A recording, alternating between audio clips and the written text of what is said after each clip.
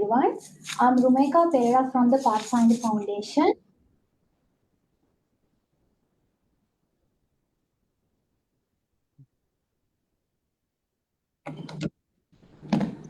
Okay, continue. You will not interpret Karavia. A warm welcome to everyone for the joint discussion on Sri Lanka's accession to RCEP.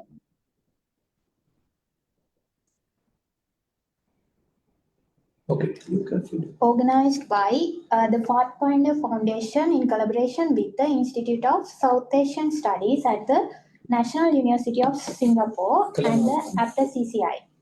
Before we dive into the discussion, I would like to go over a few protocols. Please ensure that your microphones are muted throughout the webinar to minimize the distractions. We have a Chinese speaker in the panel discussion, so I would like to remind all the participants to enable the interpretation option in your Zoom window and select the English language when he takes the floor. At the end of the panel discussion, we have a Q&A session. If you have any questions, you can use the chat box. To commence the webinar, I am pleased to invite Ambassador Bernard Gunatilaka, Chairman of the Pathfinder Foundation, to deliver his welcome remarks. Thank you. Good morning, Dr. Samaratunga, Senior Economic Advisor to the President, Dr. Iqbal Singh Sivia, Director, Institute of South Asian Studies of the National University of Singapore, Dr. Ajit D. Pereira, Chair, APTA Chamber of Commerce and Industry, distinguished panelists, dear participants. First of all, on behalf of the Pathfinder Foundation, let me greet you in the Sri Lankan way by saying Ayubowan, which means may you live long. I extend a warm welcome to all participants, and I am delighted to note that participants from several countries in the Southeast Asian region are attending this event. At the outset, I thank the Institute of South Asian Studies of the National University of Singapore and APTA CCI for organizing this webinar in collaboration with the Pathfinder Foundation. The key inspiration for organizing this webinar on RCEP came from two sources.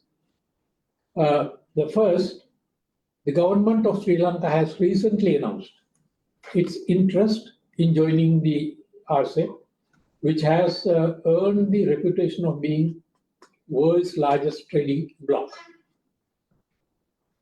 Measured in economic terms, it represents 28% of global GDP, 30% of the worldwide population, and 38% of global trade.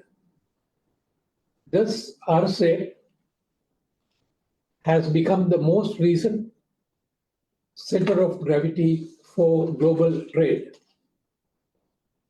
Second, there is a fair amount of debate in Sri Lanka on the pros and cons of pursuing free trade agreements.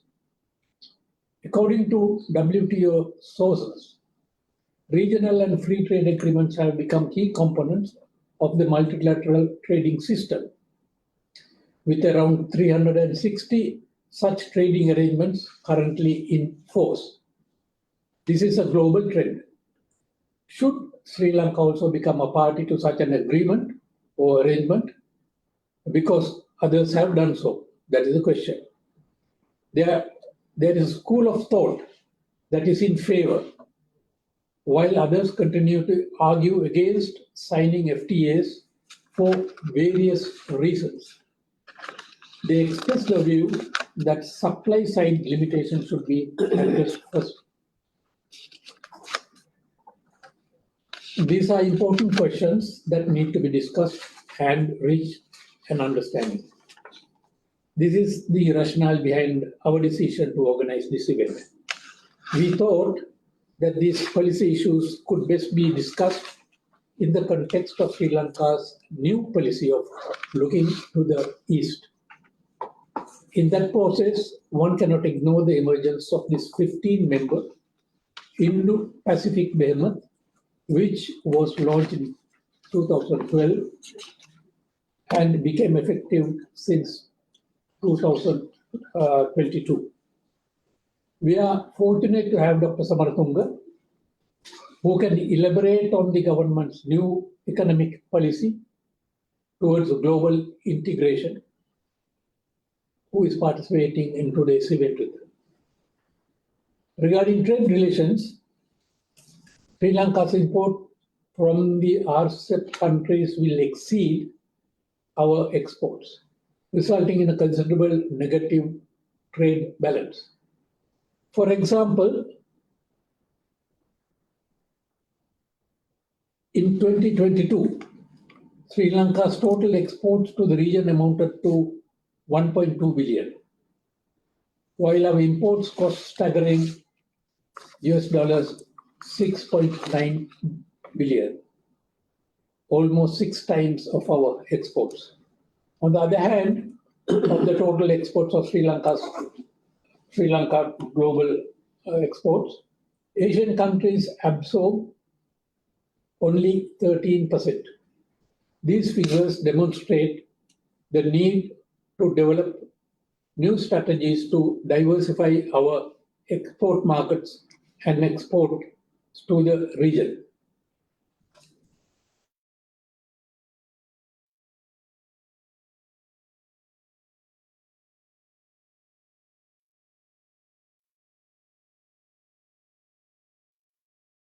Resource personnel joining the panel discussion, who could delve deeper into the subject and perhaps their experiences. This webinar is designed to share the experiences and perspectives of countries on the benefits of being part of this important trading bloc. It would also provide an opportunity for those having nagging questions to share them with us today so that they could be addressed. I wish to express my sincere gratitude to all participants for accepting our invitation.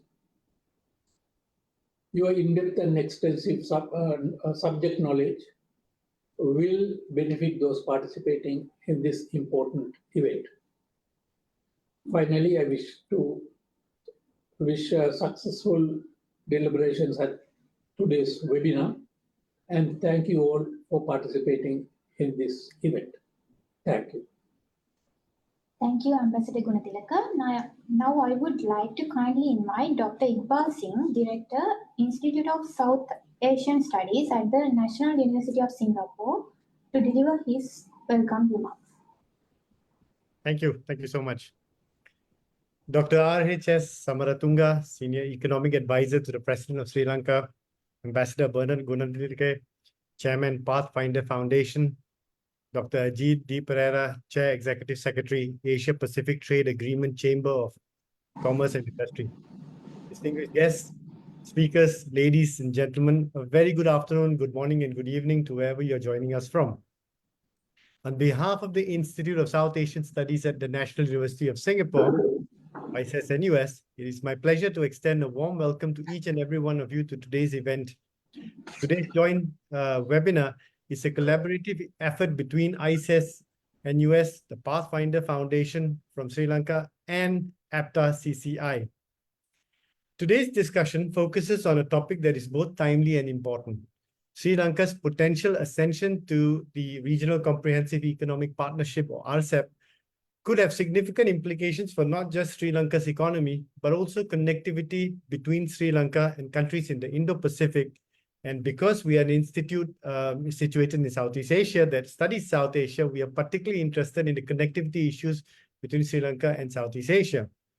After all, Southeast Asian states are at the forefront of the RCEP.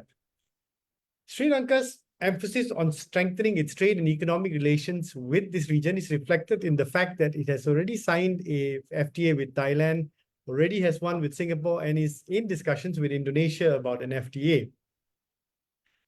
Now, I don't want to preempt the discussions that the various distinguished speakers will be going into, but just to just to lay the basis for the discussion today, I'd like to share some broad points about RCEP and how we situate the question of Sri Lanka's decision on RCEP.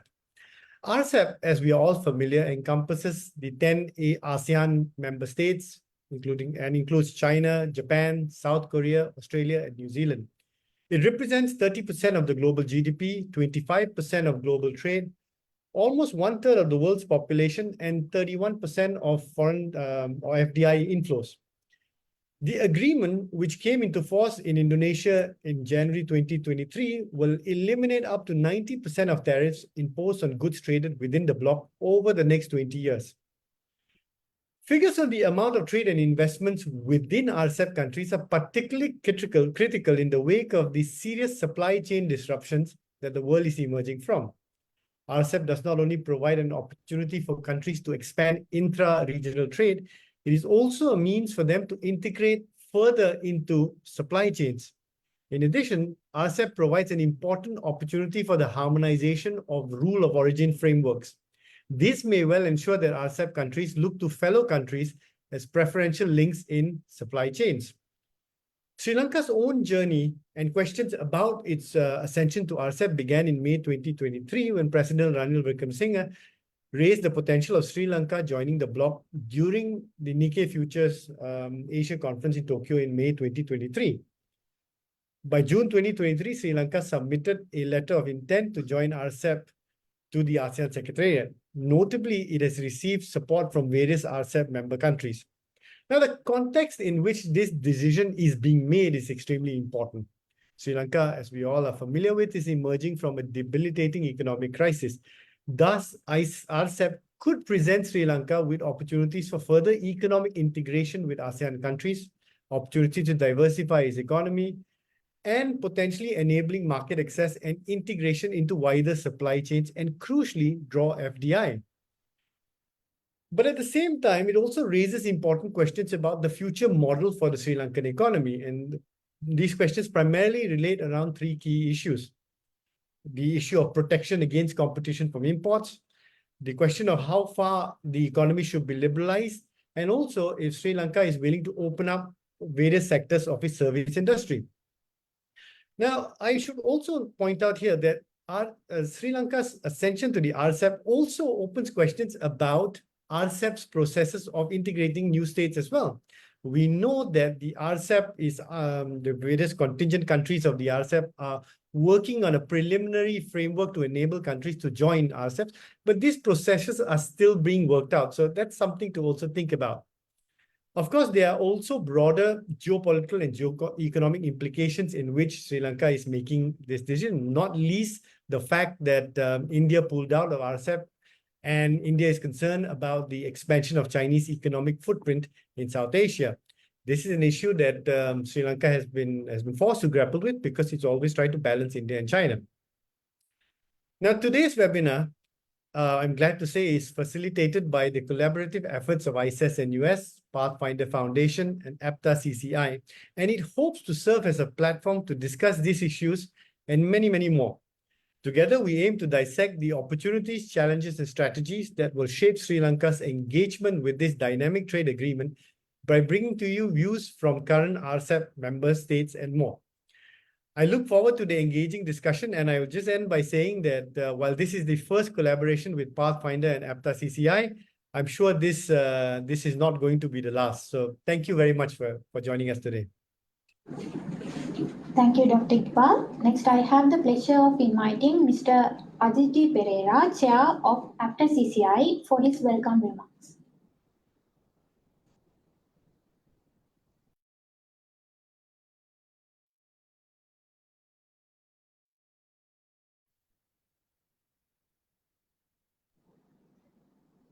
Good morning to all of you. Ambassador Bernard Gunitilaka, Chairman, Pathfinder Foundation. Dr. Iqbal Singh Seva, the Director, Institute of South Asian Studies, National University of Singapore. Dr. Dayaratna Silva, Executive Director, Pathfinder Foundation, Sri Lanka. Dr. R.H.S. Samaratunga, Senior Economist, Advisor to the President. ladies and gentlemen, distinguished speakers, and my dear friends. It is my pleasure to deliver opening remarks on behalf of APTA CCI. Sri Lanka has entered into FTAs with many countries like India, Pakistan, Singapore, Thailand. And also apart from FTA, Sri Lanka has been a signatory to few multilateral and regional trade agreements in the past. At a time when Sri Lanka is trying to join the world's largest trade bloc, it may be useful to interpret the Sri Lanka's performance of existing trade agreements to some extent. I'm not going to be very statistical because there are eminent, I believe, the lecturers and the resource persons who will speak about this matter. But the notable feature about the trade between the Sri Lanka and the other partner countries where we have entered into agreement, the 90% of goods coming from partner countries are subject to full taxation. Sri Lanka's utilization of tariff lines under the trade agreements are confined to rather small product quantities, and Sri Lanka's best exports prospects are mostly subject to various quotas. The statistical interpretation of imports from partner countries is very clear. Sri Lankan industrialists and consumers do prefer the products from partner countries such as India and Pakistan, even after paying tax in full. The reason is these countries remain as low-cost manufacturers in the region and maintain very high domestic price competitiveness for their products. In other words, they have the ability to offer value for money to their products better than its competitors. Now, just let's look at the aspiration of Sri Lankan businesses on trade agreements at this point of time. As you're all aware, Sri Lanka is on the path of recovery and look forward to do more and more exports. So the meaning of FTA to Sri Lankan businesses is very simple. That's to do more exports, enjoying the duty concessions. Traditionally, Sri Lanka all this time has been dependent on USA and EU markets for its exports. Therefore, the need to increase exports, especially to East and the major country markets such as China, Japan, Korea, Malaysia, Thailand is of paramount importance. At the moment, Sri Lanka's exports to these countries are very, very moderate. As a private sector executive, I wish to state Sri Lanka needs to be more strategic in its approach to RCEP, because once Sri Lanka joins RCEP or any trade agreement, finally business should happen. Finally, I should say that all FTAs provide a lot of benefits on the drawing table, but practically it may or it may not happen. Historically, a smaller and vulnerable economy such as Sri Lanka, to some extent, struggle to gain real benefits, especially for exporters through existing FTAs. This is due to many reasons, such as trade barriers, lack of capacity, and productivity issues. Looking at the emerging economies in East Asia today, account for 17% of global trade in goods and services, with an average trade to GDP ratio of 105%. Only EU member states record above that. And intra-regional trade made up about 40% of the East Asia's total trade. But it is interesting to see that there are various new trade shifts also taking place in East Asia. One of the major the shift is the sources of global demand have been shifting. China is now not only the largest trading partner of most countries in the region, but also the largest source of final demand for the region, recently surpassing the US and EU. Export value added absorbed by final demand in China climbed up to from 1.6% of the region's GDP in 2000 to 5.4% of GDP in 2021. At the same time, the final demand from the other emerging economies in East Asia has also been on the rise, expanding from around 3% of the GDP in 2000 to about 3.5% of GDP in 2021. Also, the important shift is the emerging middle class in East Asia. It's very interesting to look at these figures. From 834.2 million people in 2016 to roughly 1.1 billion in 2020. Today, more than half of the population, well over 54%, to be precise, has joined the ranks of the global consumer class with daily consumer spending of average $12 per day or more. According to this definition, East Asia accounted for 29% of the global consumer class, the population by 2022. And by 2030, one in three members of the world middle class is expected to be East Asian. If we look at consumer class spending, emerging East Asia is expected to become home to the largest consumer market sometime in this decade.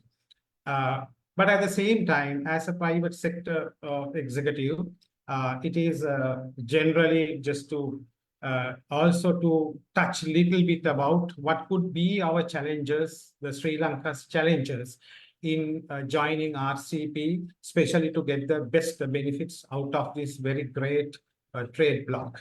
One is, I believe, creating a level playing field for Sri Lanka's best export prospects, such as apparel, tea, rubber, coconut, and receiving duty-free accesses at the negotiation could be a challenge that the Sri Lanka has to overcome. Also, the major economies of RCEP is a brand-conscious market, and cost of branding for best Sri Lankan export prospect in these countries also will be a challenge. And also, Sri Lanka lacks the real-time online data collection system covering major industries for correct forecasts.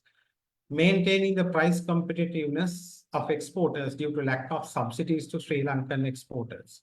Generating higher export volumes to RCEP countries also could be a challenge because we have to convert, Sri Lanka has to convert the export structure, the remaining export structure, which consists of low values, to the export structure, which is exporting the products of high value, such as electrical, electronic, and assembling cars, etc.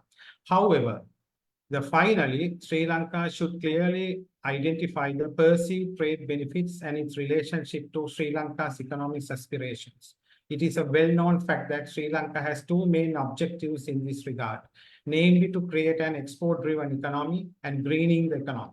In that context, these trade agreements should have a strategic fit into these two objectives.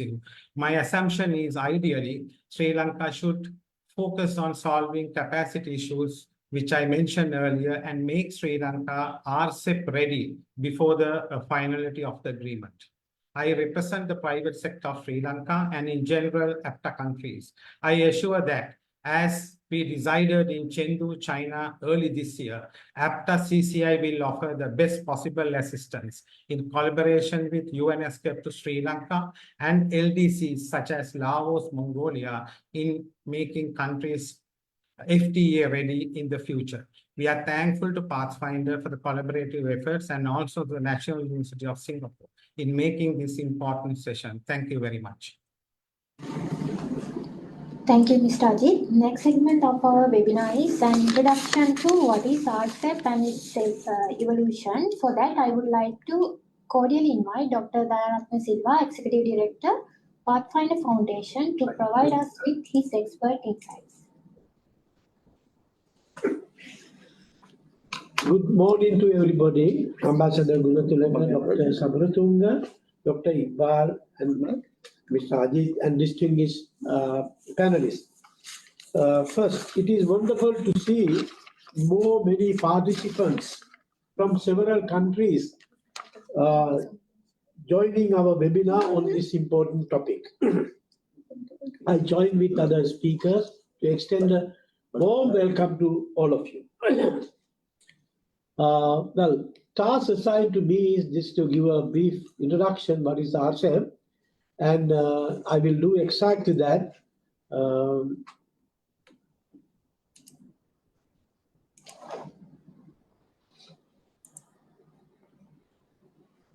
And this is a brief outline of my presentation.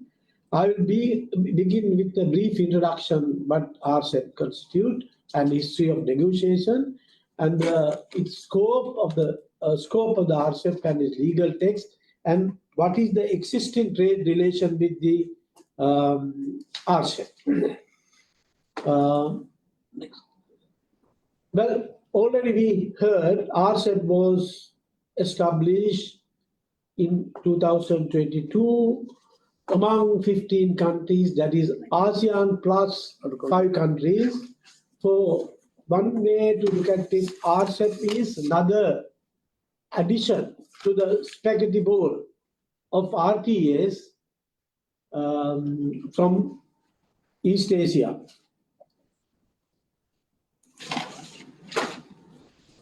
Well, this is the composition of the RCEP countries, 15 countries, 10 ASEAN and the 5 ASEAN trading partners.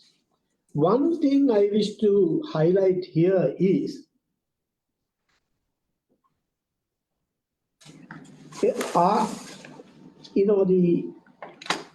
this region is already flooded with many FTAs. It is these FTAs are between different countries within the ASEAN and non-ASEAN countries. So the one objective of this forming this RCEP is to, while keeping this FTAs, to benefit from the larger economic integration. So this, I am not going to go to this detail. You can see from this that this, the graph, so many existing RCEP between the RCEP countries and the ASEAN countries and the non-ASEAN countries. Here already, I think Dr. Iqbal mentioned what is the economic size and what share it enjoys in the global trade and the global population. So I'm not going to go into detail. Another important feature of the RCEP is it's a mix of countries with high income countries, upper middle income countries, as well as lower middle income countries. In terms of the that is in terms of the size of the GDP and also the trade of openness, that is the share of trade to GDP very highly integrated to the global economy as reflected in this figure. For example, Singapore is the most integrated economy in the RCEP countries, followed by several countries, Thailand, Malaysia, and Vietnam.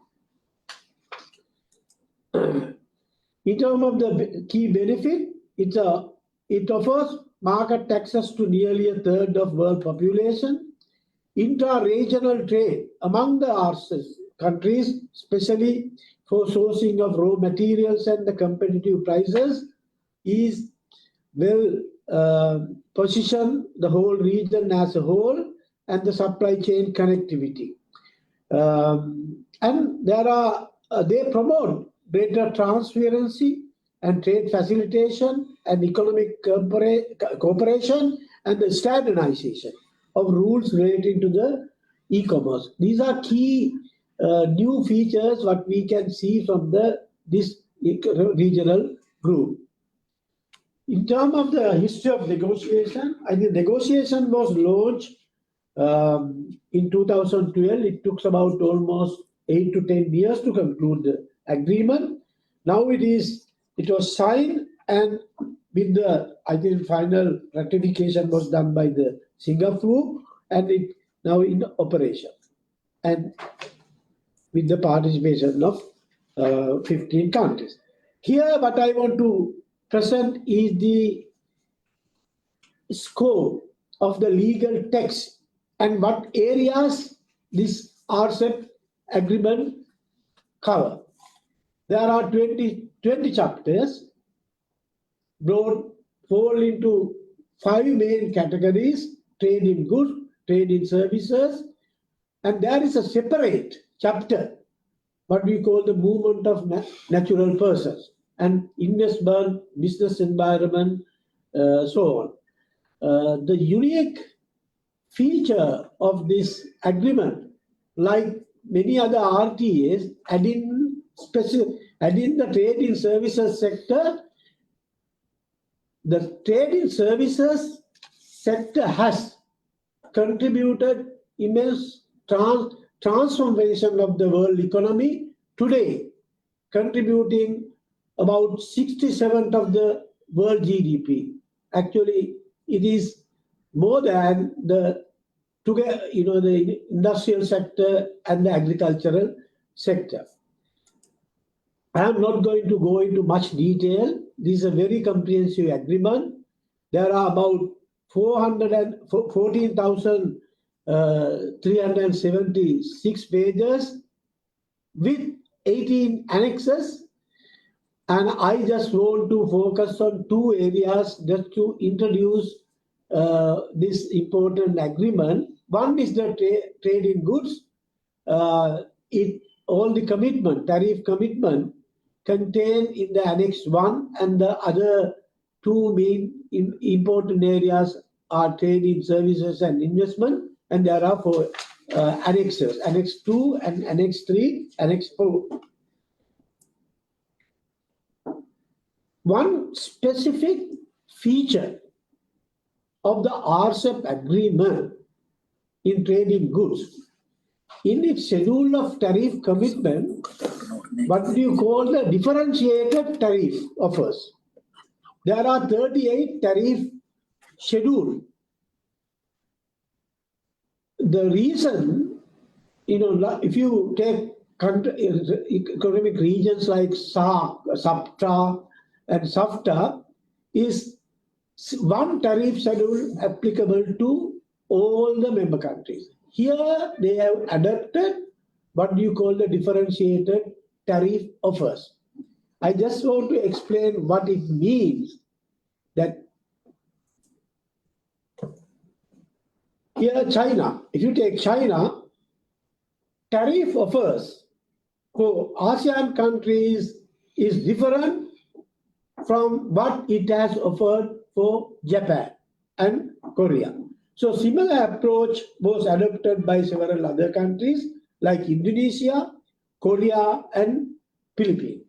But countries like Australia, New Zealand, Myanmar, their tariff offers are only one tariff schedule applicable to all the member countries. This is the unique feature of this tariff. In the event Sri Lanka is to join for RCEP, we may have to decide, okay, how do we deal with each trading partners of the RCEP member countries. Now, this is a very complex tariff, as Dr. Iqbal mentioned. This is, you can't read it. This is the tariff schedule of Australia. Tariff are to be eliminated over a period of 20 years, covering 90%. So we'll have to do a lot of homework when we are doing our tariff binding, tariff offers, and what we try to get from the other countries. Same way, I'm not going to go in details. These annexes, if you go to the website and you can get all the details, trade in services. Key feature here is RCEP. At the very beginning of the negotiation, when you look at their proceedings, they tend to adopt what you call the negative list approach.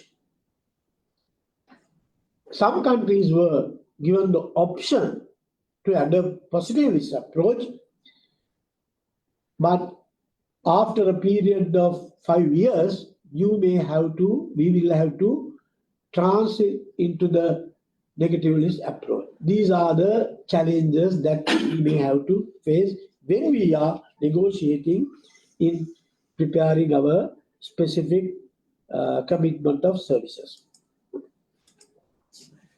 Let me finish with this last section. What is the current status of Sri Lanka's trade and investment relation with RCEP countries?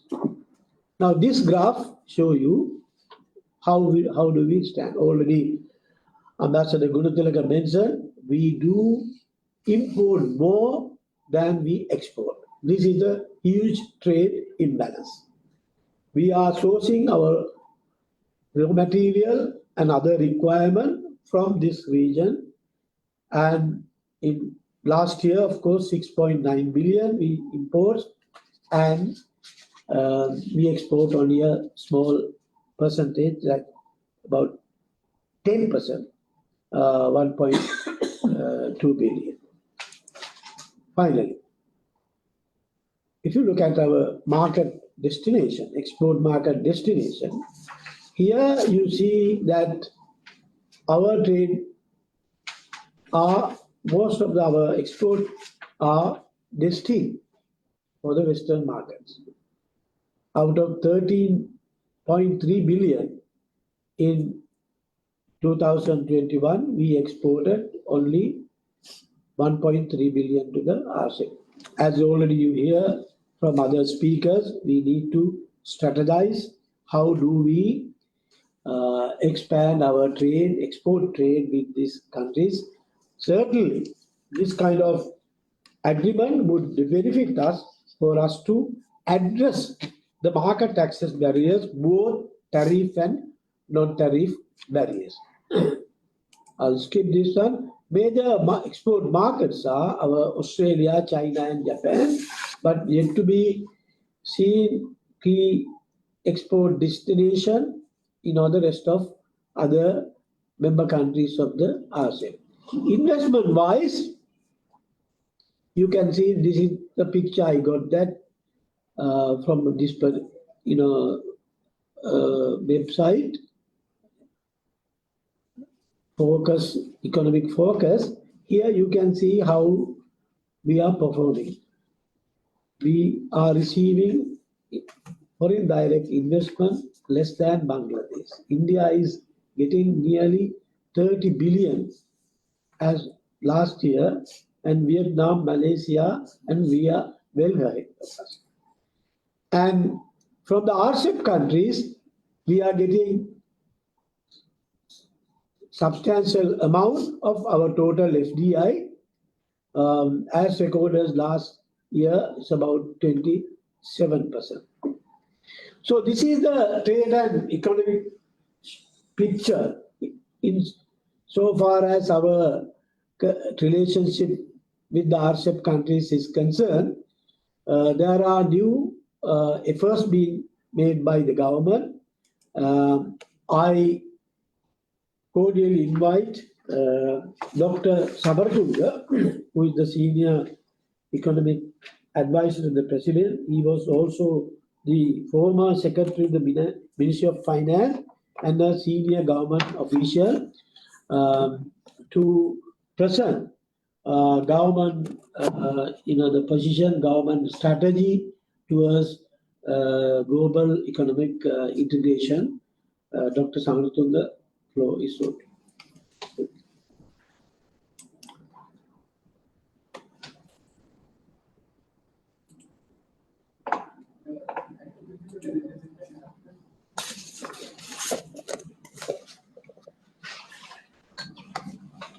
Thank you very much.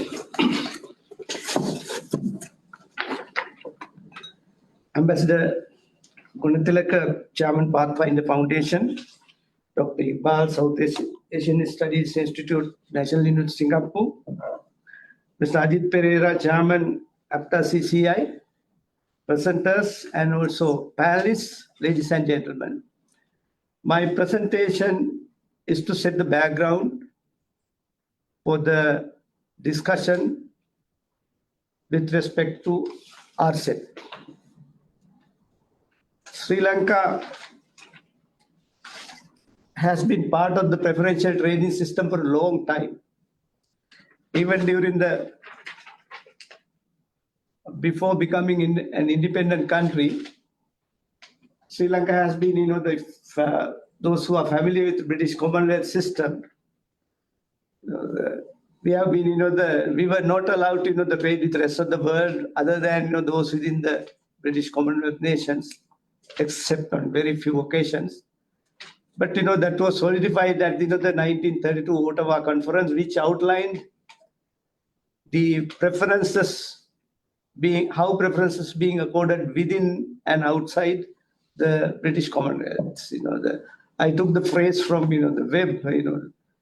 Ottawa Conference 1932. Home producers first, that is the preference. The empire producers second.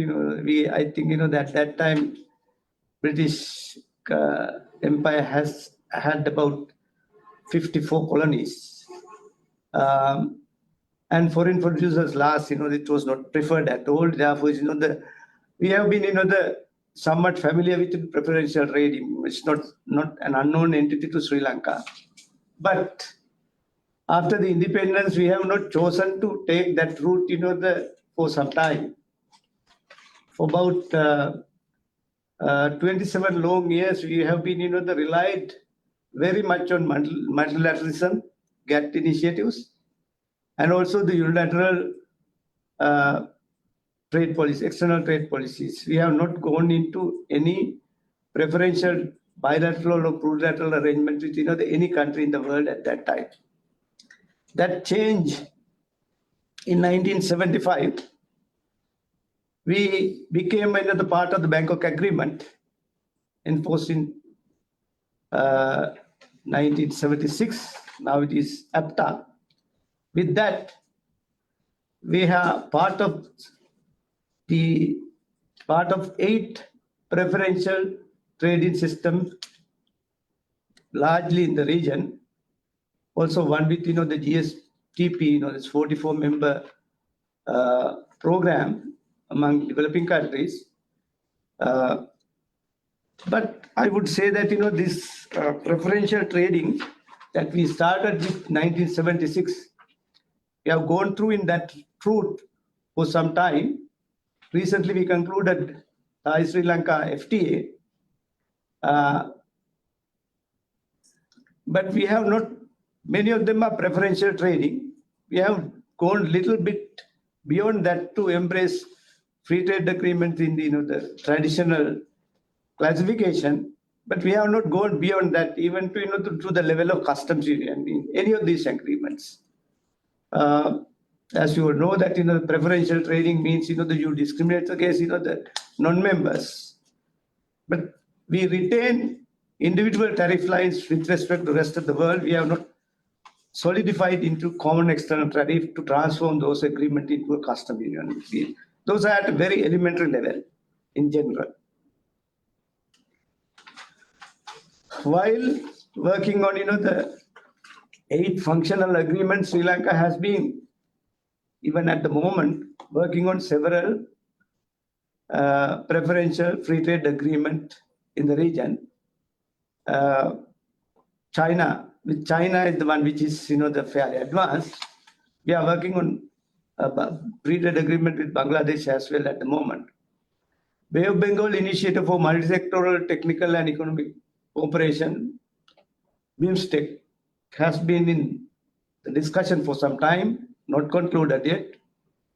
And APTA, which India, bilateral, we have done the 12th round of negotiation, but we have again it is yet to complete the negotiation process to come to the final agreement. Recently we added another one, Indonesia. So PTA, preferential trade agreements, are limited scope PTA. The discussions are continuing, which means that the Sri Lanka from 1975 with the Bangkok Agreement, now APTA, has been continuously wedded into preferential trading, basically in the region. Region means South Asia and Asia in general.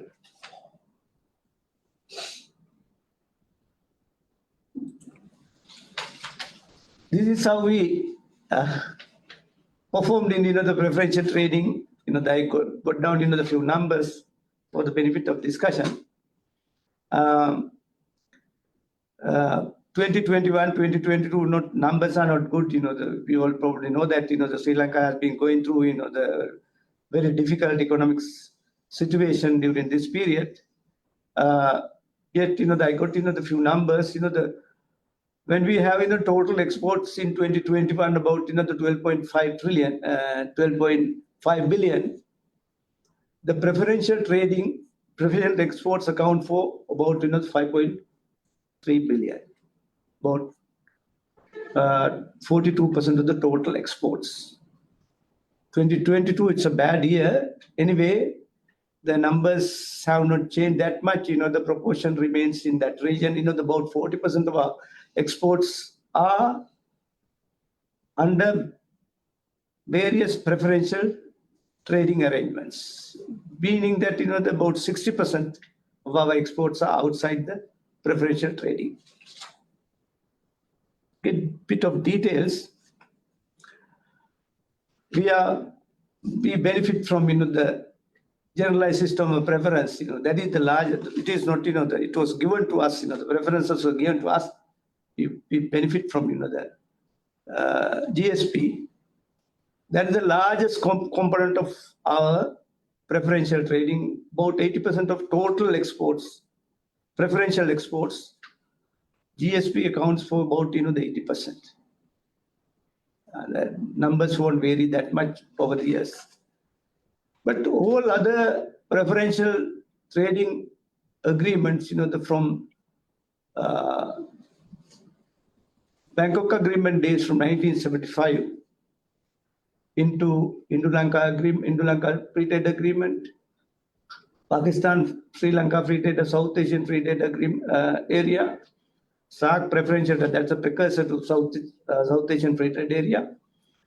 And if we put them together, of total preferential export, those other agreements other than GSP comes to about 20%. If I put that number into the total export of this country, Sri Lanka, preferential exports, those outside, the GSP system, come to about less than 10%. Since these 2 years are not, the good years for comparisons, about 7 to 8%, is less than 10%, which means that, of total exports, of Sri Lanka, having gone through, the series of FTAs, 8 FTAs, the total preferential exports have not exceeded, 10% of the country's total exports. Just to understand how badly we are performing in the preferential trading system.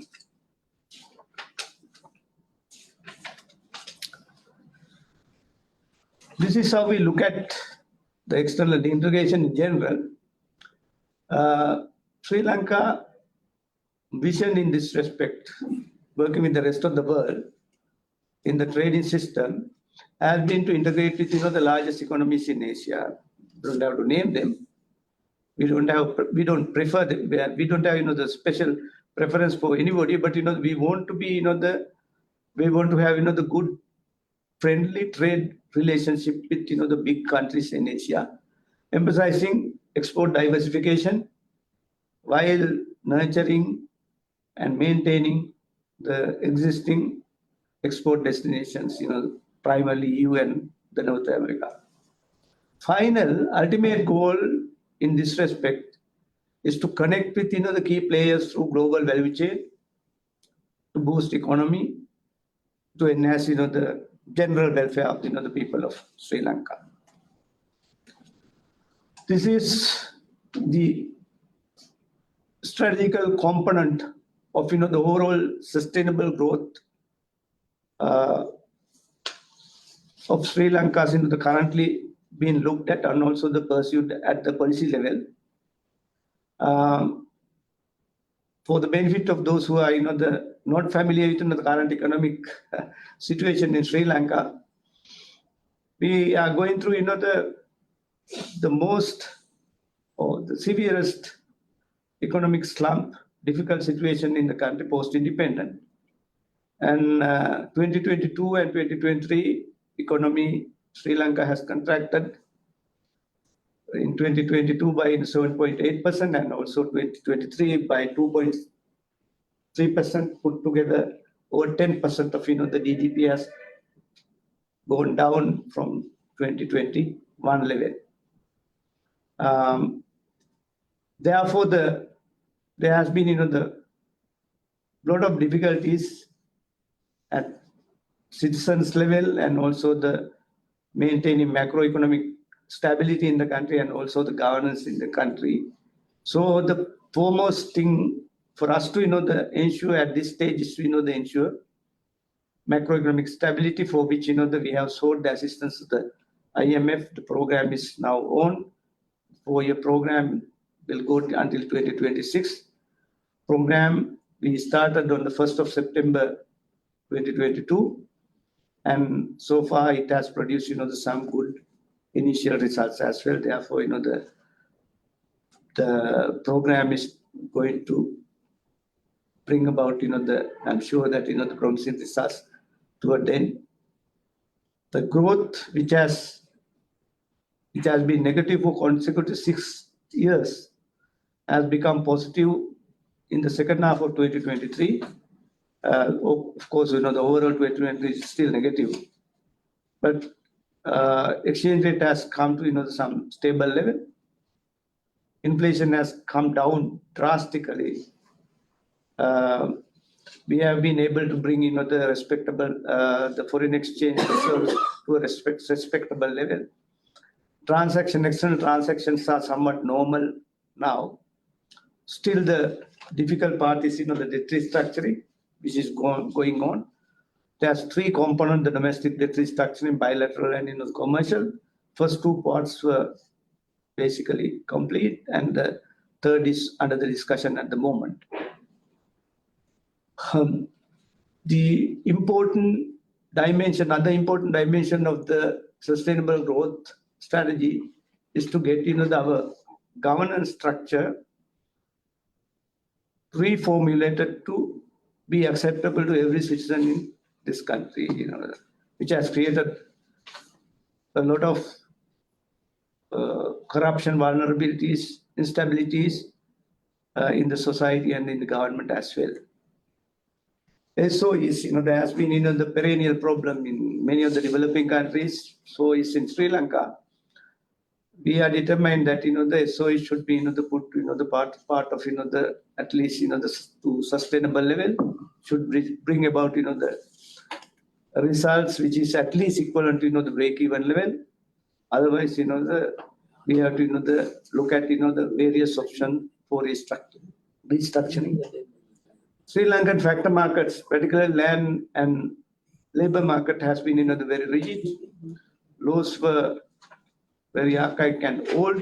Very restrictive practices are therefore it cannot produce the good growth potential since the 2 important factor market elements are having the restrictive practices and laws in the country. And as we are going through in a difficult economic space, the modernizing economic sectors, particularly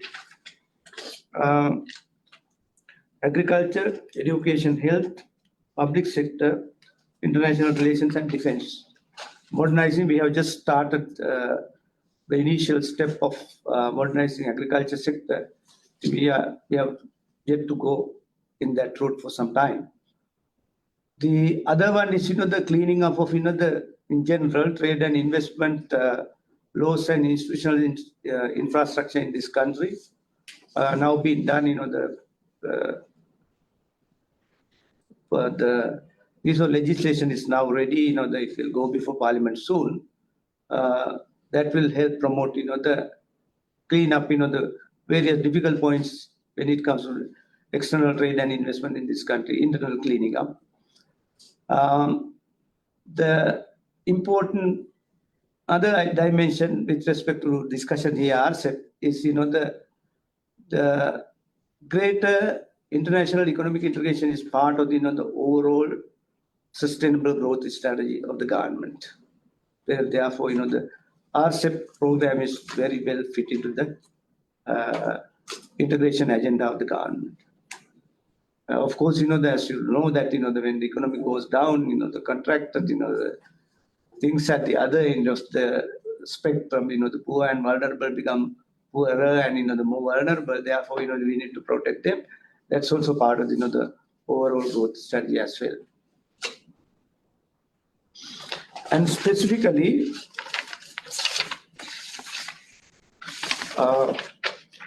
when it comes to, the RCEP, we have, any country joining a preferential trading agreement, they will have, the overall idea about, the market access, the Sri Lanka is no exception. We need to diversify our export destinations and products as well.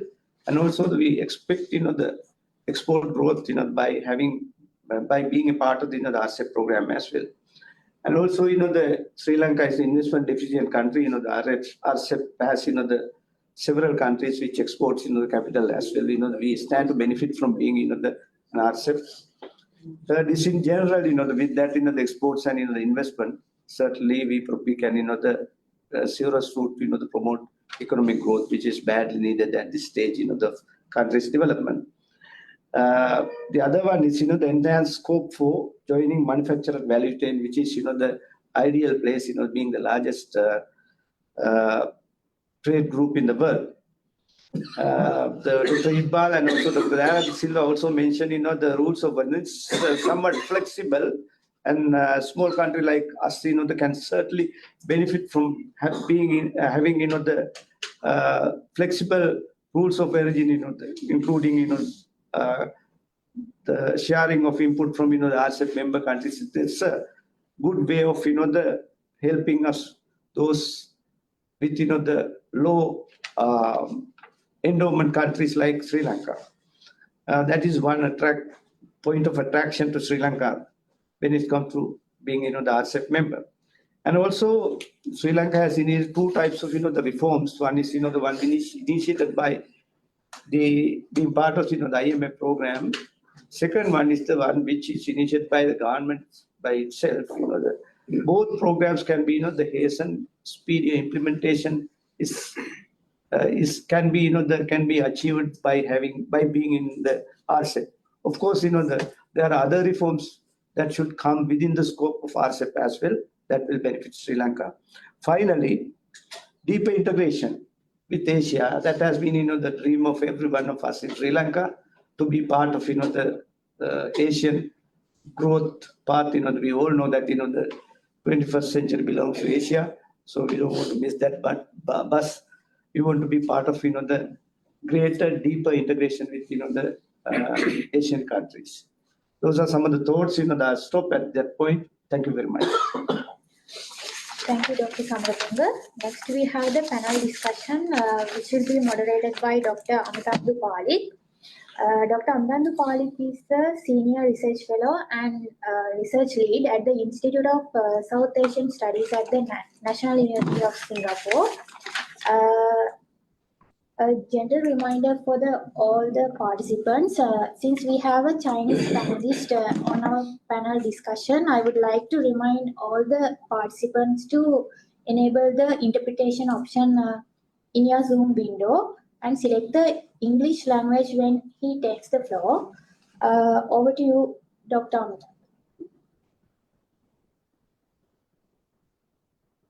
Thank you so much, Rumeka. So we have till now had a very informative and illustrative discussion on the background to the RCEP, the possibilities that Sri Lanka have in joining RCEP, and the issues that it is going to face in this respect.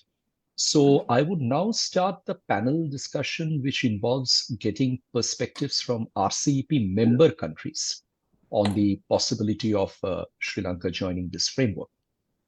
I'd first like to invite Dr. Masudu Rahman, a former colleague of mine and right now based in New Zealand, working with the government of New Zealand. New Zealand is an important member of the RCEP, and I would invite Masood to give your comments. And Masood, before you begin, I would also want to request the panelists that we have already overstepped our allotted time. So please be a little brief in your comments so that we can have as much time as possible for an open discussion. Thank you, Masood. Over to you. Yeah, thank you, Amitendra. Yeah, I'll make it very brief. So I'll talk about little bit New Zealand tariff policy. So that is the, what's going on New Zealand tariff policy a little bit. And then the little bit background of RCEP and New Zealand perspective. And I will touch a little bit about New Zealand trade with Sri Lanka and how Sri Lanka could be benefited through, this accession into the RCEP. Little bit I'll touch. So if you see the New Zealand tariff policy, so New Zealand effective tariff rate is very, very low. Effective applied tariff rate is 0.22%.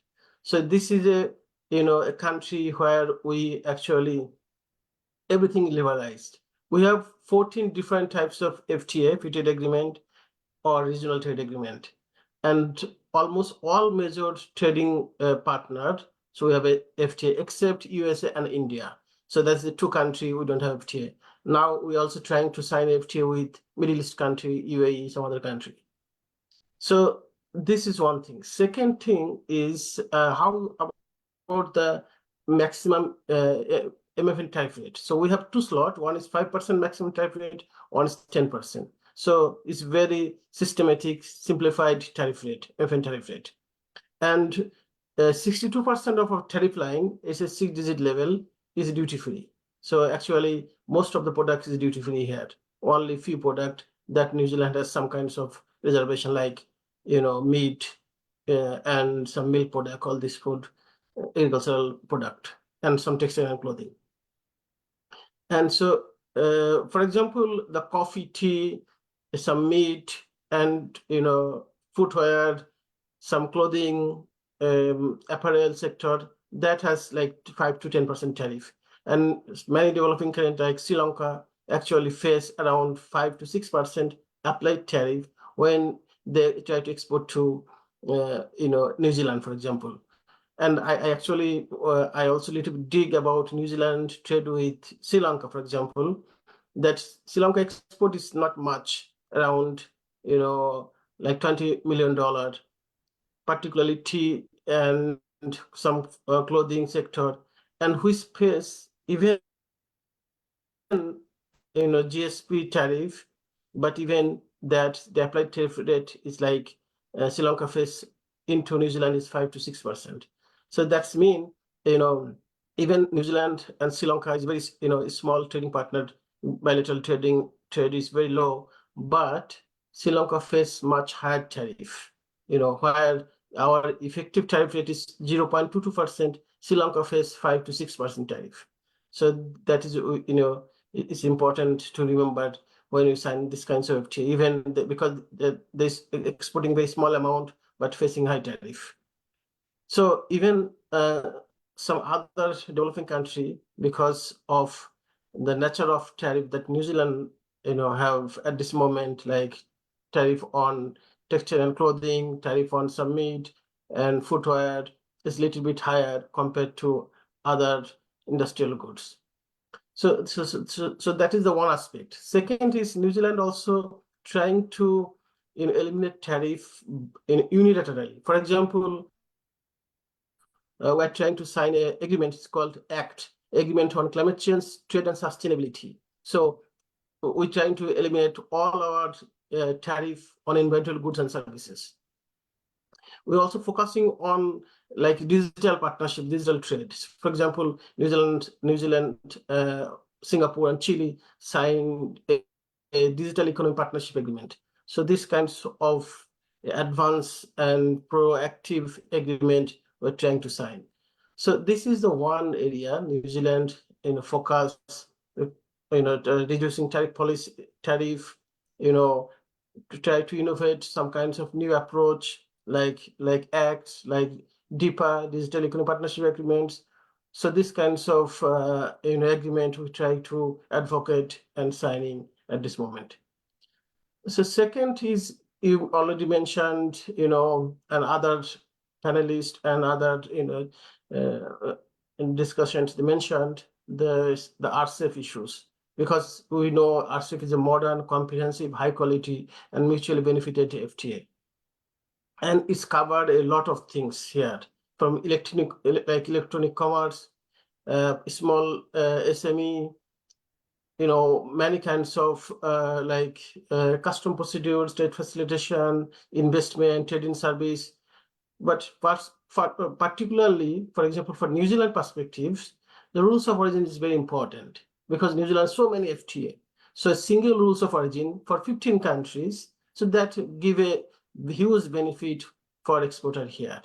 So a single simple rules of origin that New Zealand exporter can export all these 15 countries. Otherwise, this spaghetti ball impact is huge for this small economy who has so many FTAs.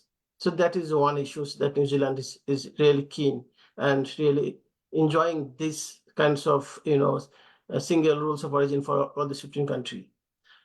Non-trade measures, that is another issues. So New Zealand, and we all know, because tariff is almost, is eliminating, is almost zero. But these non-trade measures, trade facilitation, that are the key issues.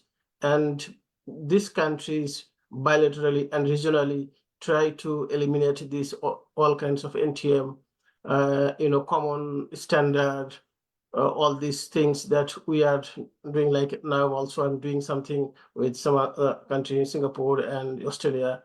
So try to reduce red tape, bureaucracy, all these things, and common standard, common competition policy, common intellectual right policy, and public procurement, for example, it should be transparent policy, so that is help other country to access the market. So these things New Zealand are trying to implement, and I think it's quite successful implementing all these things. Regarding, I think very quick, how Sri Lanka could be benefited. That is, I just want to highlight two issues. One is trading service, for example. We, for example, in New Zealand, we have dedicated, center for Cambodia, for Laos, for Vietnam. Students from Vietnam, from Laos, we provide a lot of scholarship. But Sri Lanka, Bangladesh, it's not, they're not benefiting like these kinds of services. So these kinds of services is a huge, potential here for a small economy or developing country who join RCEP. So I will stop here. Maybe I will come back later. Thank you very much. Thank you so much, Masood, for that comprehensive perspective from a New Zealand member vantage point.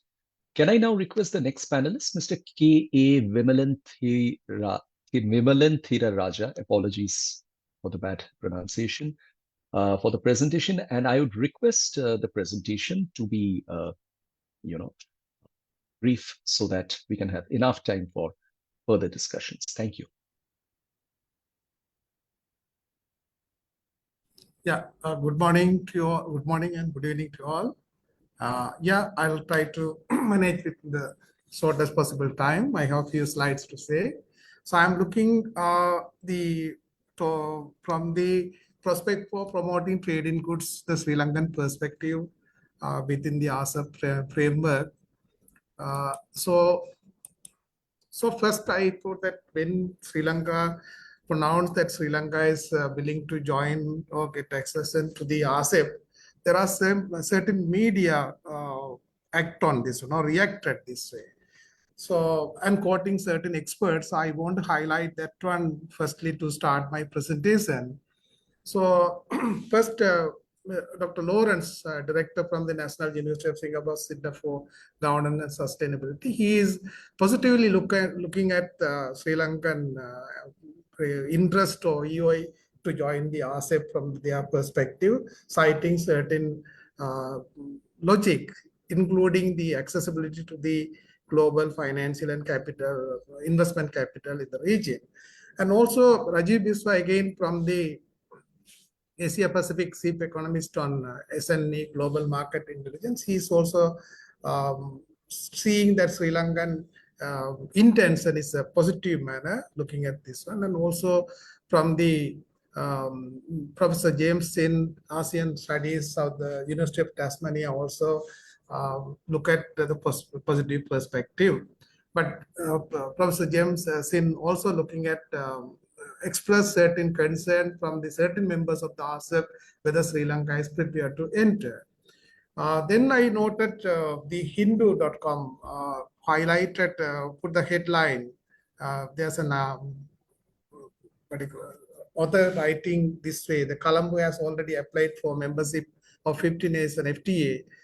Dhaka to take a call after polls, but India pull out of RCEP talks in 2019, worried about services, mobility, and Chinese goods flooding the market. And again, China Daily quoted, Colombo vows to join RCEP, but needs to overcome its debt restructuring first. So there are mixed sentiments on Sri Lankan interest to join the RCEPs from the different perspective. These are external actors. Of course, as Dr. Samaratunga mentioned, the local perspective is different and international perspective is a mixed formation is given. So now, firstly, I want to say that there is a relationship between the Sri Lankan GDP or economic growth and trade openness. But you can see in the right-hand side, there is a deviation, but deviation, the Sri Lankan economists mostly understand because that deviation comes in because in the recent past, we heavily invested on the non-tradable goods, where we recorded economic growth and even graduated to the middle income country, but our trade is not that much supported the GDP growth. But if you look at the history, we have a positive relationship between these two variables.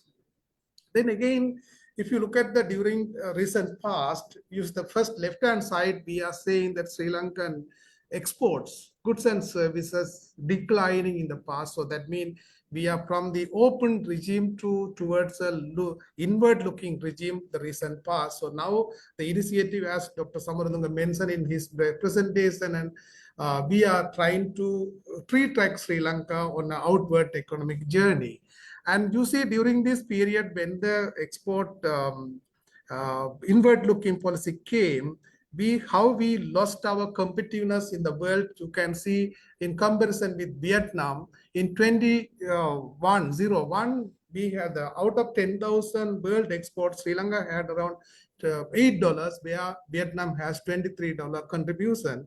But in 2021, the Vietnam is continue to take advantage of its outward-looking policies, reached to $122, but where Sri Lanka came down to $5 from the $8. So where we had the rethinking taking place because of these kind of approaches.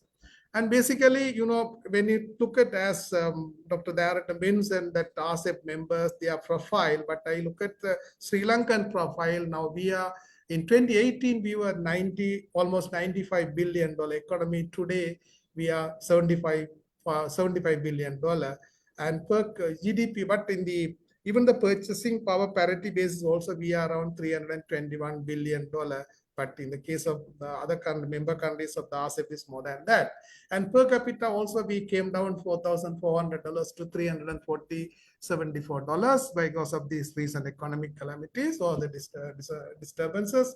And we have a market, and also you can see the trade to GDP ratio somewhere around 46.52%, but in the meantime, we had somewhere in 90s around in 2000 period, we have around 90% almost. Now we have came down. Now we are having around 18 to 22 million range of import value, and also around 10 to 13 range of export value based on the 22 data. And just I look at how we are trading. I think Dr. Dayarata mentioned, but still I put some figures based on which I look at Sri Lanka, to which RCEP member countries Sri Lanka export more than $100 million. We have only 4 countries: Singapore, China, Australia, and Japan. And also I look at how from which member country we are importing more than 100 million worth of goods from the RCEP members. We have out of these 15 countries, all 10 countries are our major source of importation, where you can see the China and Singapore, Malaysia, all standing almost more than close to a billion or more than 2 billion size of imports.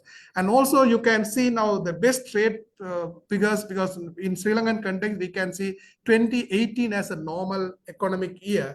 In that context, we have exported a total of 2.6 billion worth of export to the RCEP members, while 9.37 billion worth of imports from the RCEP members. So there's a substantial out of 33 billion. We have around 35% of the trade with the RCEP member countries.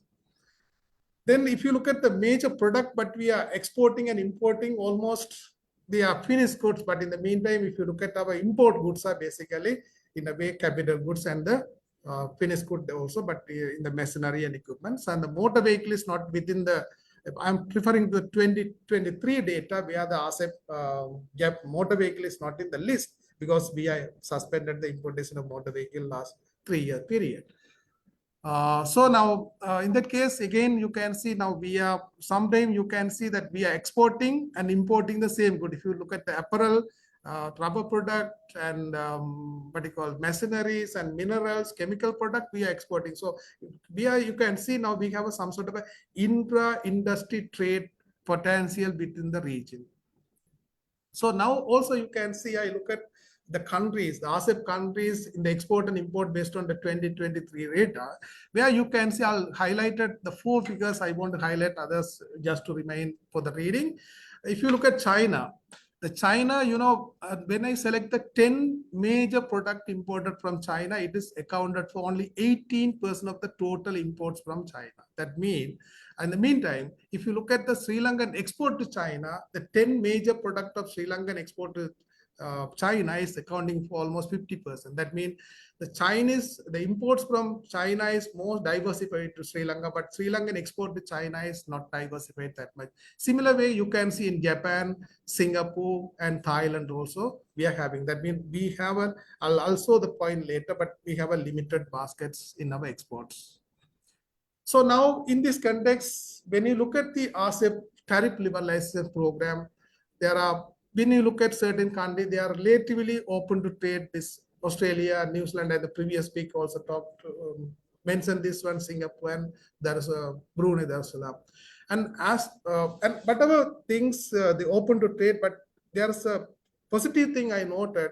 Every member country have recognized the strategic economic sector or industries in their country. So agriculture, automobile, and dairy industry. So similar thing, the Sri Lanka also can take care of the strategic industry, whatever it has it. And as mentioned previously, we have some sort of a longer breathing period of 20 years to go for this one, but it should be subject to bilateral negotiation when the Sri Lanka is getting ready. And also Sri Lanka, as previously mentioned, just a repeating point, that we have 2 FTAs with the member countries, and also we are members the PTA basis with the APTA members, and also BIMSTEC, proposed BIMSTEC member. Then you can see out of our total exports, almost 22.5% of the export we are exporting to the RCEP country, while 42.2% of our total imports based on the 2018 data we are importing from the RCEP members. So altogether 1/3 of the Sri Lankan trade already with the RCEP members. Therefore, it is the significant market or trading partner to Sri Lanka. And importation of motor vehicle, because most of the motor vehicles are coming from the RCEP members, including Australia, Korea, Japan, Thailand, and China. But we don't need to worry about in our trade negotiation because we are applying a trade neutral taxation on importation of motor vehicles. And also RCEP members are source of capital and intermediate goods Sri Lanka. So therefore, if we want to enter into the regional production network, definitely we need to take care of the RCEP point.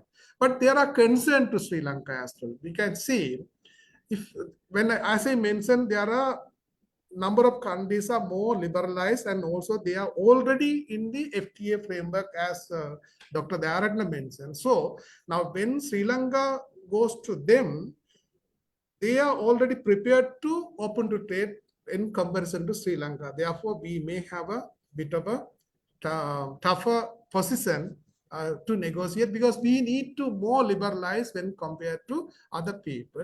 In the meantime, like previous member mentioned from New Zealand scenario, the rules of origin criteria of the members also concern for Sri Lanka. And the number of goods in the Sri Lankan export basket is limited. not only in number but in quantities also. Therefore, though we have a potential market, whether we have the export capacity.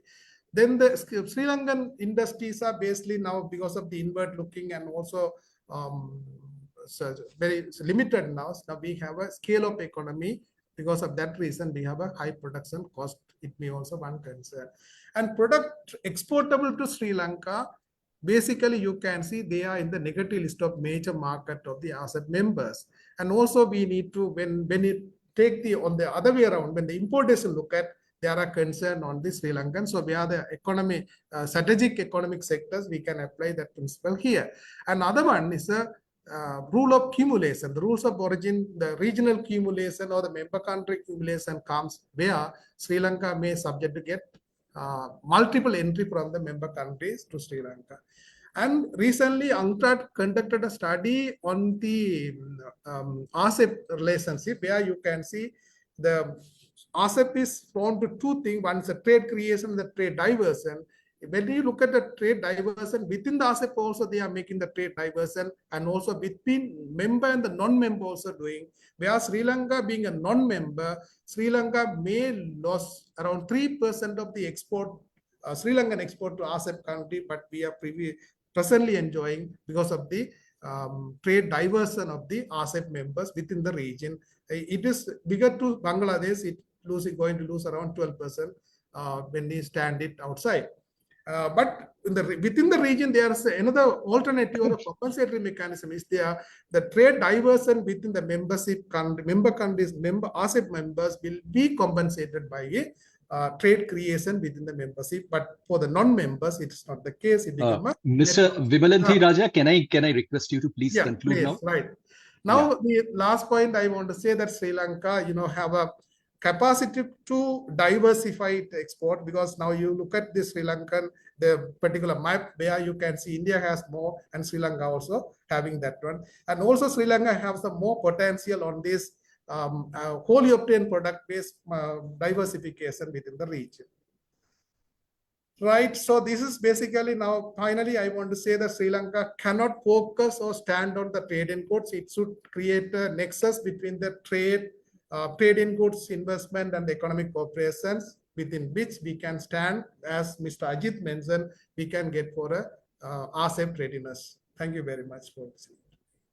Thank you so much. May I now request the next speaker, Mr. Wang from China, to kindly provide his perspective, and like with the previous two speakers, I'll request him to be brief as well. Thank you so much. Over to you, Mr. Wang. 大家好，大家好。我想利用下面的时间呢，和大家分享加入 RCEP 后中国的一些情况和建议。我谈的第一个问题是 RCEP 中国实施了哪些新政策 ？RCEP 生效2年来，2022年中国与 RCEP 其他成员国的贸易额同比增长了 7.5%， 而2023年中国对 RCEP 其他14个成员国合计出口达到了 12.6万亿元，比协定生效前的2021年增长了 5.3%。RCEP 生效后，中国为本国出口商提供了哪些新政策呢？首先，中国海关出台了经核准出口商制度，有助于出口商方便享受协定下的关税优惠。其次，优化了出口原产地证书的网上申领、智能审核、自助打印等功能，提高了便利度。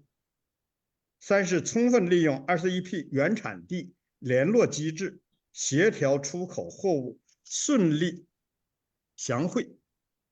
四是协调促成多个成员国接受中国出口企业自助打印原产地证书，使超过 85% 的 RCEP 原产地证书享此便利，大大降低了出口商成本和时间。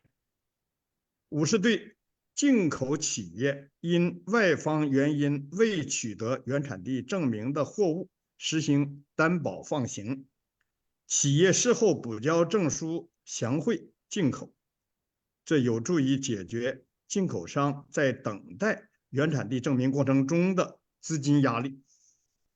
与此同时，中国对外商出口到中国的商品也提供了利好政策。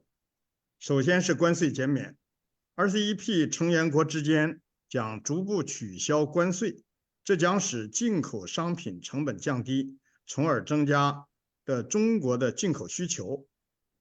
其次，推行原产地累积规则 ，RCEP 引入这一规则意味着商品在生产过程中所使用的原材料可以来自多个 RCEP 成员国。只要这些原材料的价值达到一定的比例，该商品就可以被视为 RCEP 成员国的原产商品，享受关税减免待遇，有助于降低生产成本，提高生产效率。三是实行贸易便利化措施 ，RCEP 简化了海关程序，提高了通关效率，缩短了货物在途时间。这将有助于降低贸易成本，提高贸易效率。四是促进服务贸易开放。由于 RCEP 涵盖了服务贸易领域，中国将在金融、电信、医疗、教育等领域向 RCEP 成员国开放市场，有助于吸引更多外资进入中国市场，促进服务业的发展。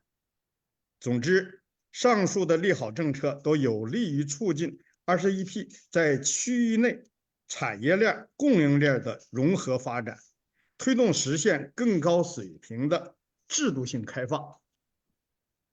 第二个问题 ，RCEP 带给中国产业的新发展，首先是汽车产业。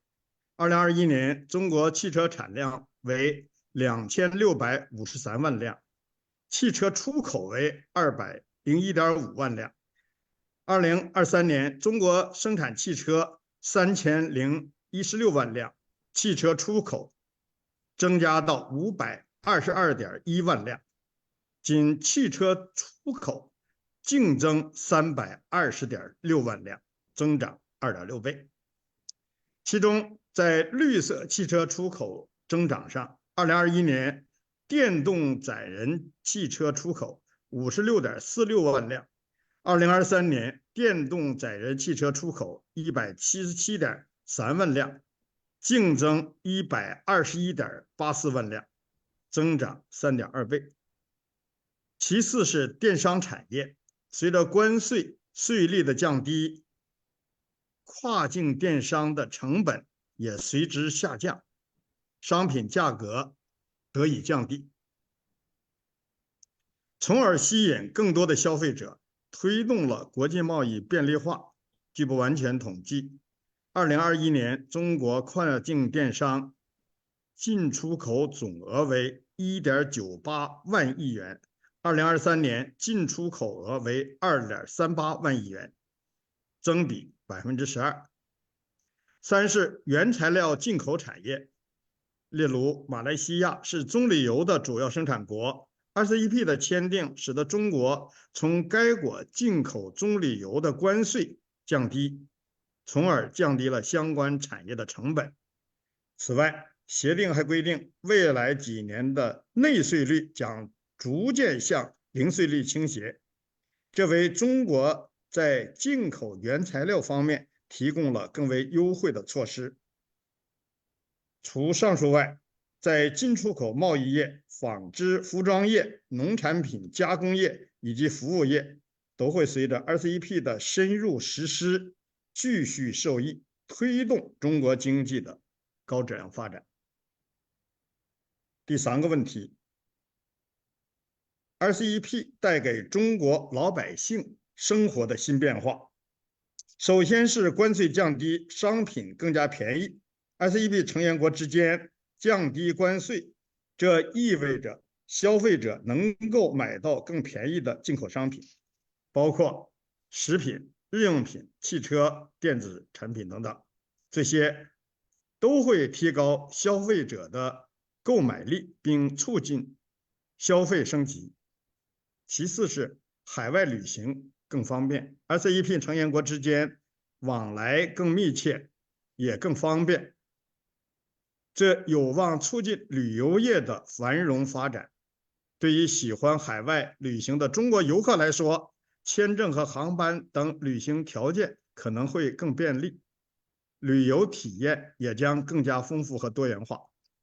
三是更多就业机会和更高收入。RCEP 将促进中国与其他成员国之间的贸易和投资，这有望创造更多的就业机会，并提高收入水平。对于求职者来说，他们将有更多的选择和更好的发展机会。除上述外，在提升生活品质方面， RCEP 将推动成员国之间的文化和教育合作，为中国老百姓提供更多的文化体验和教育资源。同时 ，RCEP 还将加强环境保护和知识产权保护，有助于人们提高生活品质和社会文明程度。第四个问题 ，RCEP 带给中国的新挑战。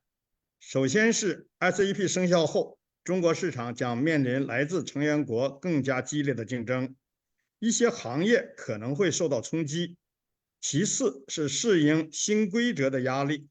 RCEP 涵盖了多个领域，其中一些规则和标准可能与中国现有的法律法规存在差异。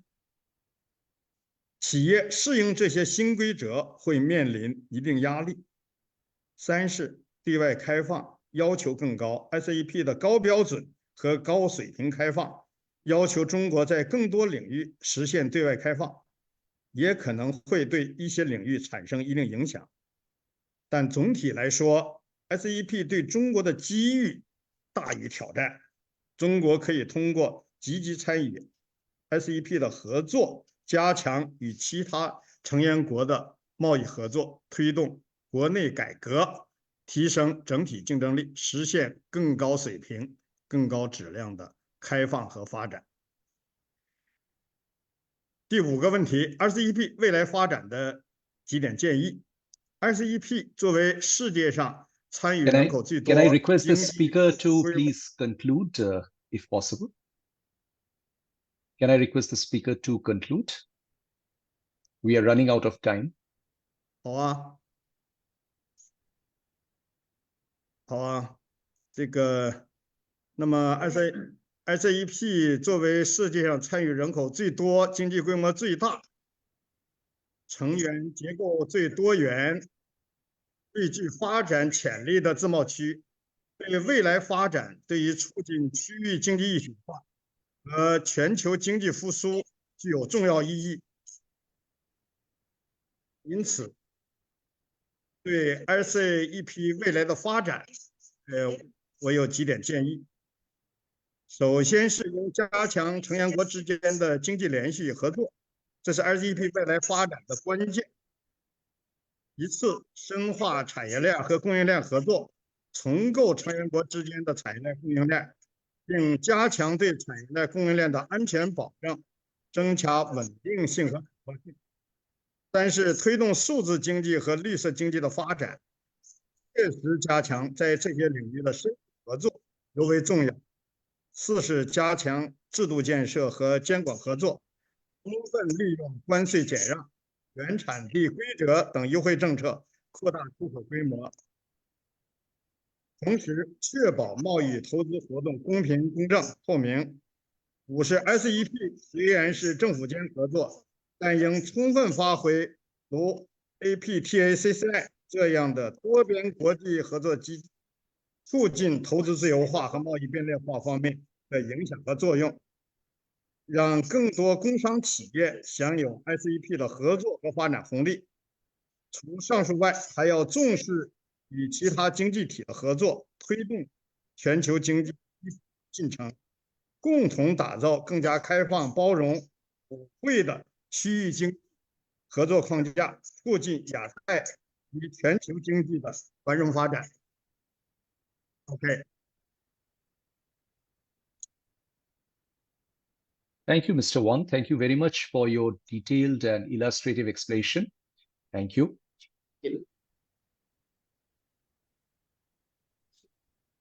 Can I now request Mr. Fause from Laos to give your comments? Mr. Fause, and as with the other speakers, I would request you to be brief. Thank you so much. Thank you, moderators, and thank you for all related party to invite our National Chamber of Commerce representative from Laos to join small information related to the RCEP and also the how Lao preparation for the LDC graduation in Laos. I do agree with the other speakers that RCEP is a big market, not only for Laos, for RCEP member. There's potential for export from the product from one country, export to the other country by using ROOs and the other mechanism that we can facilitate the export of goods from different countries.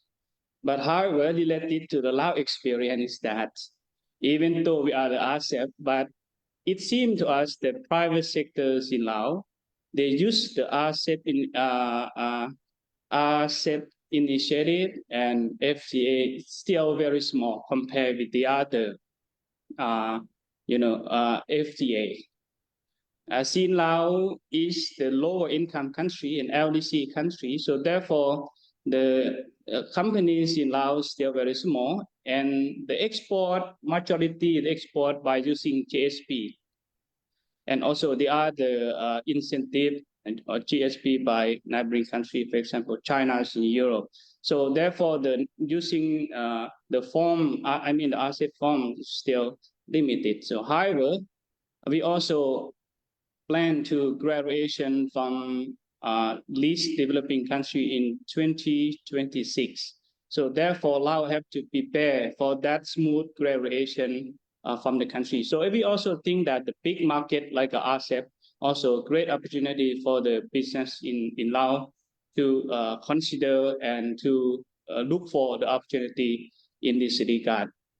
Of course, in the graduation, we have to compete quite a lot with the challenging, with the international competition, and also the domestic competition. Even though we're talking about we open market for every goods and services, but however, so every country also thinking about NTM to protect their domestic product. So it's also very challenging for the product from Laos as well. So therefore, the government of Laos will be working together with private sectors and also the development partner to prepare how we, make the use of the RCEP and also the smooth graduation from LDC. So the first thing that we work together talking about the what we call the sustainability of the macroeconomics. This is very important. Second, we also talking on the stability of the financial and also debt management. And the third one, also talking a lot in trade and investment, how to promote the FDI to the country and support and the link between the domestic product and domestic investor and FDI that we can export our product from Laos to the other member country. So that is what we also do. But of course, FDI may not come without the proper business environment, conducive one. So therefore, we also working together to improve this. However, that we seem that Laos PDR and company have to work and learn together from the many company while using Laos as the land at the center of the big market, for example, China, Vietnam, Thailand, and the other country to make use of this. And the other, I also agree with the other expert and presenters. So that is a very simple comment from outside. Any question that we can add on more? Thank you for that. Thank you. Thank you so much, Dr. Fause, for being very precise and to the point and explaining your perspectives very, very coherently, I would say. Thank you so much. We now have the discussion, but unfortunately, we have really consumed practically the whole of the discussion session time allotted. But nonetheless, we would try to at least take care of a couple of questions that have been put on the chat box. And all the questions have come from Dr. S. Devapriya Devasurendra. So I would first take up this particular question that has been asked to Dr. Samaratunge, that enactment of new laws and institutions, how does this particular question, insofar as a lot of institutional capacity building that is required to be done within Sri Lanka, how can this particular question be addressed by Sri Lanka in the process of its journey to the accession of RCEP? Dr. Samaratunga, please. This is distantly related to the accession of RCEP thing, but there is an internal built-in mechanism in which, when new institutions are built and old institutions are replaced with, therefore, there is, the internal procedure in which, those issues are dealt with, including those working in those agencies as well. Government is aiming to, reduce or eliminate, the overlapping, the functions between agencies, and also, to get, some efficient work being done in this particular area. The overlapping institutions are one. There are, the other archaic, the regulations and laws which are part in the past should be updated to reflect, the modern day requirements as well. This is one reason why we are planning to have, a new law with respect to dealing with the rest of the world when it comes to international trade and investment. Thank you. Thank you so much, Dr. Samaratunga. I have another question up here from Dr. Deva Surendra, which I think is an interesting question, and this is addressed to Dr. Dayaratne Silva. The transfer from positive list to negative list that you mentioned during your presentation. If you would kindly elaborate this a little further. Dr. Silva. Thank you, Dr. Surendra. David Surendra, very important question. In trade negotiation, trade in services, there are two, as I mentioned, two basic approaches.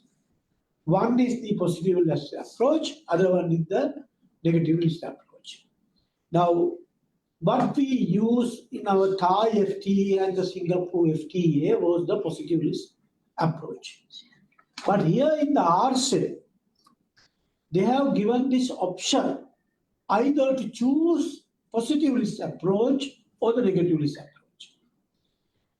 Positive list approach was adopted by 8 member countries like Cambodia, China, Myanmar, New Zealand, and Philippines, Thailand, and Vietnam. And the other countries, 7 countries, Australia, Japan, and Malaysia, Singapore, adopted negative list approach. The difference is this. If you choose positive list approach, you are liable to open only those services listed in our respective schedule. There are two, as you know, there are 2 lists.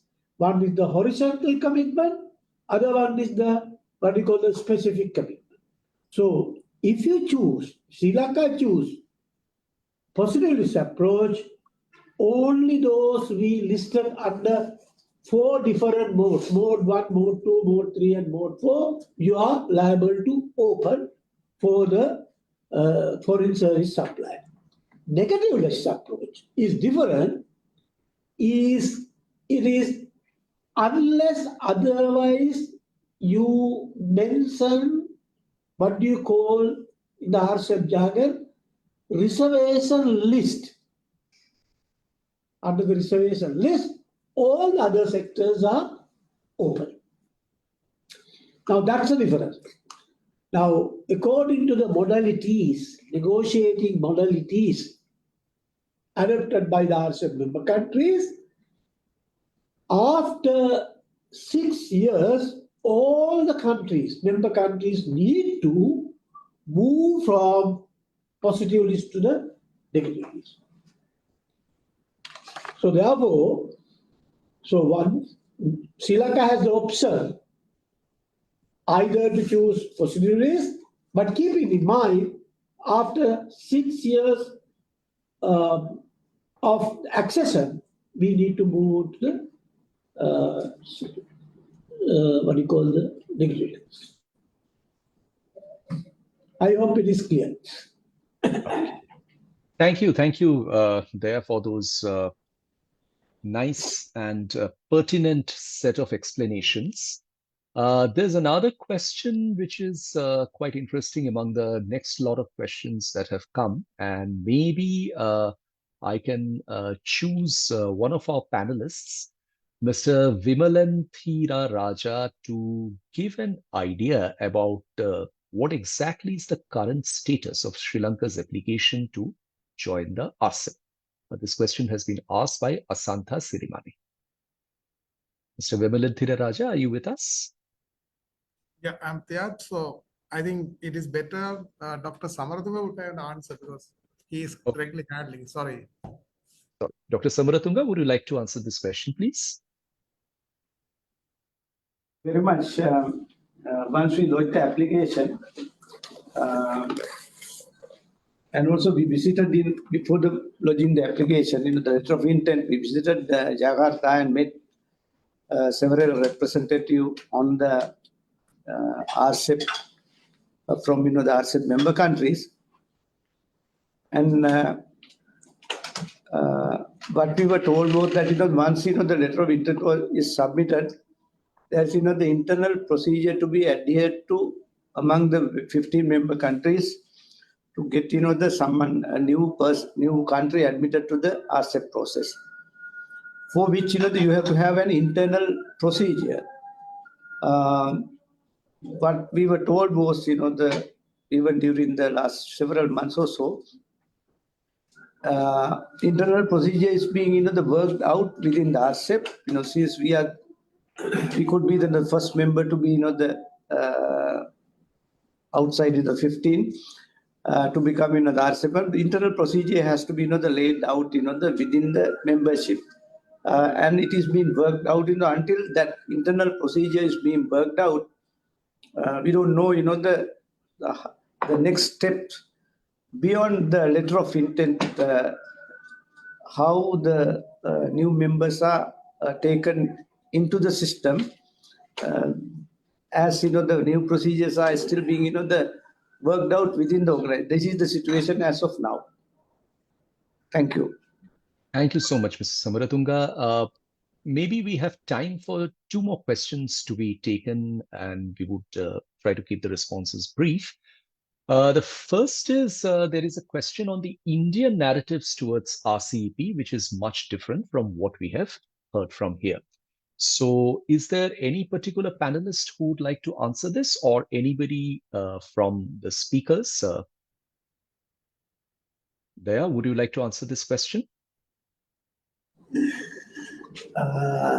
Yes, well, other panelists also contribute. India was in the negotiation since 2012 when it was launched. But I think already Dr. Iqbal mentioned, clarified, India took a different position. Maybe the Chinese, the concession to be given to China. But I am surprised on that, because today, if you look at the import structure of India, one of the main suppliers, I think last year 118 billion worth of goods were imported to China, India from China. So it may be the fact that further opening to the Chinese market, India is moving forward very carefully, or any other geopolitical reason. It's a possible explanation. That's my quick response. Thank you. Thank you, Dr. Dayaratna. And perhaps we can now take the last question for this panel. And that is a question that has come from Rajinda Jayatileka. How can RCEP strengthen the geopolitical context of Sri Lanka, especially in a growing Asia-Pacific market? And this I leave open to you, Dr. Daya or Dr. Samaratunga, whosoever among you or even both of you would like to answer this question. Over to you.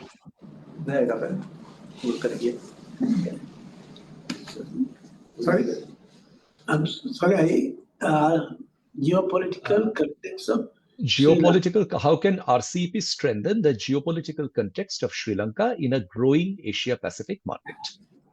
Well, from my point of view, of course, geopolitical arguments and the contents are always figuring in this region. We recently had a lot of international conferences. This is coming. My suggestion would be, let's separate this, though difficult, trade and economic relations in an aspect separate from the geopolitics. So that world would be better, our region would be better, because the trade and economic ultimately contribute to the economic growth, in order to move out of the poverty elevation, enhance standard of living and all that. As you know, Dr. Amtandu, when ASEAN was first four, in 1986, before I think Dr. Samaratunga can further explain, Indonesia launched a massive attack on the Malaysia, and that's called Demolish Malaysia, Gangyan movement. But with this, then the same three countries, 1967, Indonesia, Thailand, and Malaysia got together and formed ASEAN.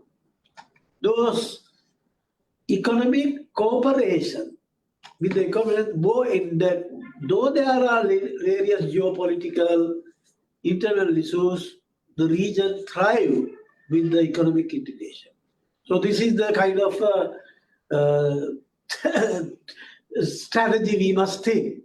Leave aside geopolitics, work towards economic integration. Just to add to what Dr. Dayaratna says, when ASEAN was formed in 1967, Sri Lanka too aspired to become one of the ASEAN members. And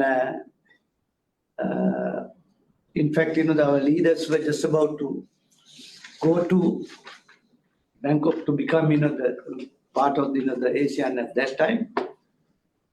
But due to domestic political reasons, Sri Lanka at that time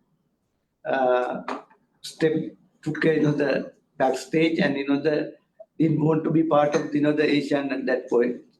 The point is that the Sri Lanka valued the being part of the larger Asia for a long time. The ASEAN has been the growing good potential economic powerhouse. We knew of that at the very early stage, but due to the prevailing external and also domestic political situations, we were not able to be part of the ASEAN or the Southeast Asian nations at that time.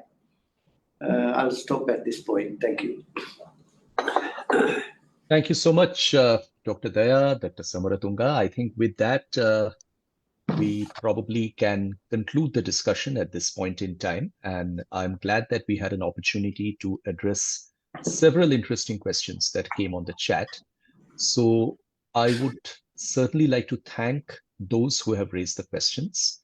And at the same time, a very warm thanks to all our panelists, Masudu Rahman, Mr. Wong, and the other panelists, Mr. Jose from Lao and Mr. Thirugnatna from the Department of Finance. I think all of your perspectives were very insightful. We have seen the beginning of a process.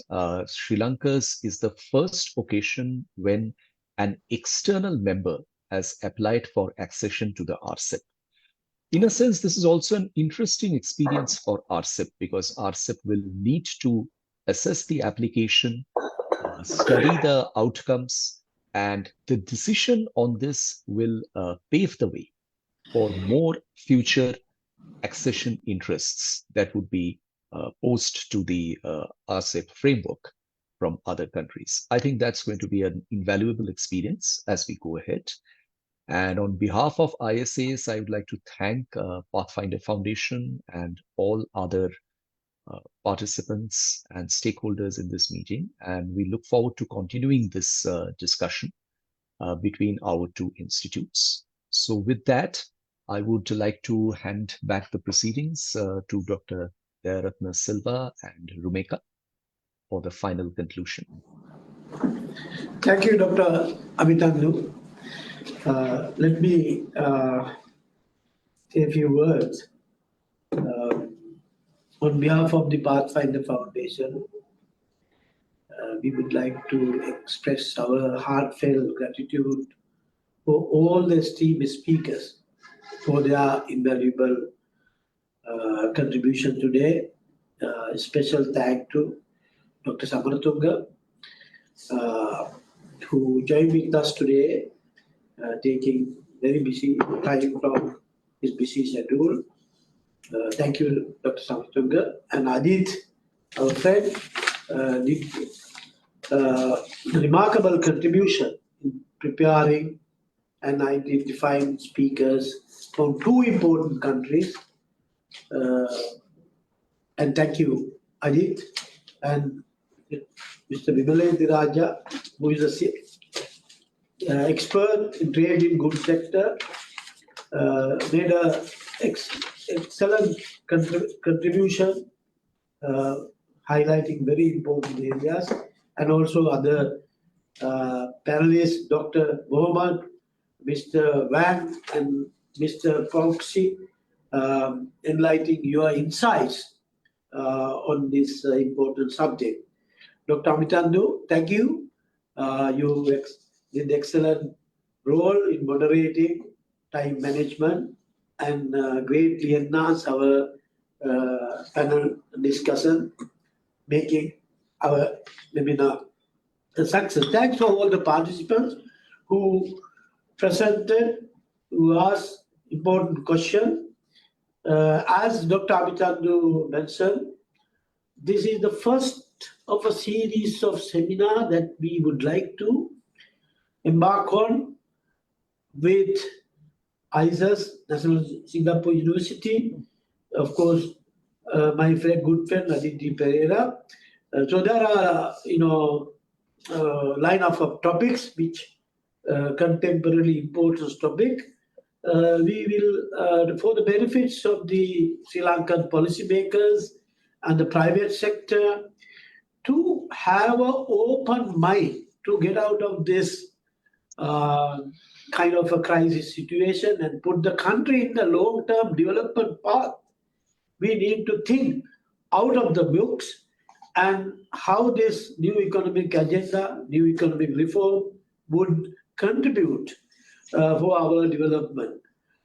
We need it, and with that, we wish to thank all the participants once again.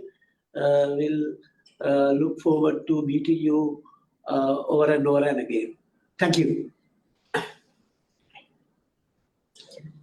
So we have come to the conclusion of our discussion, and thank you everyone for joining us today. Have a nice day.